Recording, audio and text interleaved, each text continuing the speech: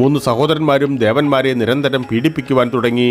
അവർ ബ്രഹ്മാവിൻ്റെ അടുക്കിലെത്തി അവരുടെ ദുരിതങ്ങളെക്കുറിച്ച് പറഞ്ഞപ്പോൾ അവരോട് ഭഗവാൻ ശിവന്റെ സഹായം തേടാൻ ബ്രഹ്മാവ് നിർദ്ദേശിച്ചു.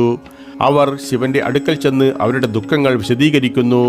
ആ 3 അസുരന്മാരെ നിഗ്രഹിക്കുവാൻ ശിവനോട് അപേക്ഷിച്ചു. ശിവൻ അവരോട് വിഷ്ണുവിൻ്റെ അടുക്കൽ പോകുവാൻ നിർദ്ദേശിക്കുന്നു. ത്രിപുരാസുരന്മാർ അത്യധികം ധർമ്മനിഷ്ഠയുള്ളവരാണ്, അതിനാൽ അവരെ നിഗ്രഹിക്കുവാൻ കഴിയില്ല. നിങ്ങളെല്ലാവരും വിഷ്ണുവിൻ്റെ അടുക്കൽ പോയി സഹായം അഭ്യർത്ഥിക്കുക. ദേവന്മാർ പിന്നീട് വിഷ്ണുവിൻ്റെ അടുക്കൽ പോയി അവരുടെ ദയനീയ അവസ്ഥ വെളിപ്പെടുത്തി. ഭഗവാൻ വിഷ്ണു ഒരു യാഗം നടത്തുന്നു. യാഗകുണ്ഡത്തിൽ നിന്ന് ആയിരക്കണക്കിന് ആയുധധാരികളായ ആത്മാക്കൾ പ്രത്യക്ഷപ്പെട്ടു. 3 അസുര സഹോദരന്മാരെയും വധിക്കുവാനായി ഭഗവാൻ വിഷ്ണു ഈ ആത്മാക്കളെ അയച്ചു. എന്നാൽ ഈ ആത്മാക്കൾക്ക് ത്രിപുരാസുരന്മാരുടെ ശക്തിക്ക് മുന്നിൽ പിടിച്ചു നിൽക്കാൻ കഴിഞ്ഞില്ല. അതിനാൽ അവർക്ക് ജീവരക്ഷാർത്ഥം ഓടേണ്ടി വന്നു. അവർ ഭഗവാൻ വിഷ്ണുവിന് സമക്ഷം അവരുടെ തോൽവിയെക്കുറിച്ച് വിശദീകരിച്ചു.